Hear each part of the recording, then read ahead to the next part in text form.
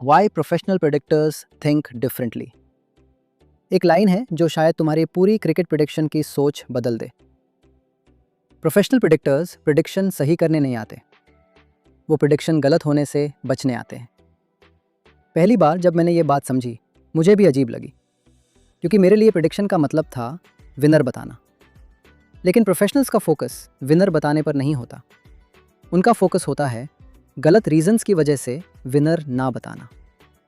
ये दोनों चीज़ें सुनने में सिमिलर लगती हैं, लेकिन डिफरेंस बहुत बड़ा है। एमेचर प्रेडिक्टर पूछता है आज कौन जीतेगा, प्रोफेशनल प्रेडिक्टर पूछता है मेरे पास किस टीम को सपोर्ट करने के इनफ रीजंस है। एमेचर प्रेडिक्टर सर्टेनिटी ढूंढता है, प्रोफेशनल प्रेडिक्टर प्रोबेबिलिटी ढूंढता है। और क्रिकेट में सर्टेनिटी एग्जिस्ट ही नहीं करती। एक परफेक्ट एनालिसिस भी गलत हो सकती है, एक वीक एनालिसिस भी सही हो सकती है। इसीलिए प्रोफेशनल्स रिजल्ट से ज़्यादा प्रोसेस को इंपॉर्टेंस देते हैं। अब एक और अनकंफर्टेबल ट्रूथ सुनो, ज़्यादातर लोग प्रेडिक्शन गलत होने की वजह से फेल नहीं होते, वो फेल होते हैं क्योंकि उनका कॉन्फिडेंस रिजल्ट के साथ अटैच होता है। एक प्रेडिक्शन सही हुई, कॉन्फिडेंस स्काई हाई। एक प्रेडिक्शन गलत हुई, सेल्फ डाउट स्टार्ट। और धीरे धीरे उनकी एनालिसिस इमोशंस के हिसाब से बदलने लगती है। प्रोफेशनल प्रेडिक्टर ऐसा नहीं करता, उसके लिए एक प्रेडिक्शन सिर्फ एक प्रेडिक्शन होती है। ना वो एक जीत से जीनियस बनता है, ना एक हार से बिगिनर। और यही इमोशनल स्टेबिलिटी उसकी सबसे बड़ी स्ट्रेंथ होती है। अब सवाल है, इस स्टेबिलिटी को डेवलप कैसे किया जाए? मैंने सालों में एक सिंपल फ्रेमवर्क ऑब्जर्व किया। रूल नंबर 1, प्रेडिक्शन से पहले अजम्पशन चेक करो। प्रोफेशनल प्रेडिक्टर्स एनालिसिस शुरू करने से पहले एक चीज़ चेक करते हैं, क्या मैं पहले से किसी रिजल्ट को सच मान चुका हूँ? क्योंकि जब माइंड पहले ही डिसीजन ले लेता है तो एनालिसिस सिर्फ उस डिसीजन को जस्टिफाई करने लगती है। इसीलिए प्रोफेशनल्स प्रेडिक्शन से पहले अपनी असेसमेंट्स को चैलेंज करते हैं। Rule number 2, strong opinion weak ego.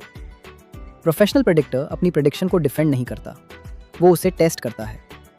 अगर नई इन्फॉर्मेशन आए, पिच रिपोर्ट बदल जाए या प्लेइंग 11 एक्सपेक्टेड से डिफरेंट हो, तो वो अपनी ओपिनियन चेंज करने से नहीं डरता, क्योंकि उसका गोल सही दिखना नहीं होता, उसका गोल रियलिटी के करीब रहना होता है। रूल नंबर 3, प्रेडिक्शन को स्कोर कार्ड से जज मत करो। एक प्रेडिक्शन सही निकली, इसका मतलब ये नहीं कि एनालिसिस अच्छी थी, और एक प्रेडिक्शन गलत निकली, इसका मतलब ये नहीं कि एनालिसिस बेकार थी। प्रोफेशनल्स एक मैच के रिजल्ट से अपनी क्वालिटी जज नहीं करते, वो देखते हैं कि उनका प्रोसेस लॉजिकल था या नहीं, क्योंकि लॉन्ग टर्म में प्रोसेस ही रिजल्ट्स क्रिएट करता है। तब गेस करना प्रेडिक्शन नहीं होता, वो बस बिना क्लैरिटी के डिसीजन लेना होता है। और प्रोफेशनल प्रेडिक्टर गेसिंग और एनालिसिस के बीच का फर्क समझता है। अब मैं तुमसे एक सवाल पूछता हूँ, अगर कल से तुम सिर्फ वही मैचेस प्रेडिक्ट करो जहाँ तुम्हें जेन्युइन क्लैरिटी हो, तो क्या तुम्हारी एक्यूरेसी इंप्रूव होगी? ज़्यादातर लोगों का जवाब होगा हाँ। फिर भी वो हर मैच प्रेडिक्ट करते हैं। क्यों? क्योंकि प्रॉब्लम नॉलेज की नहीं, साइकोलॉजी की है। और इसी पॉइंट पर ज़्यादातर लोग रुक जाते हैं। लेकिन जो लोग यहाँ से आगे बढ़ते हैं, वो प्रेडिक्शन को एंटरटेनमेंट से स्किल में कन्वर्ट कर देते हैं।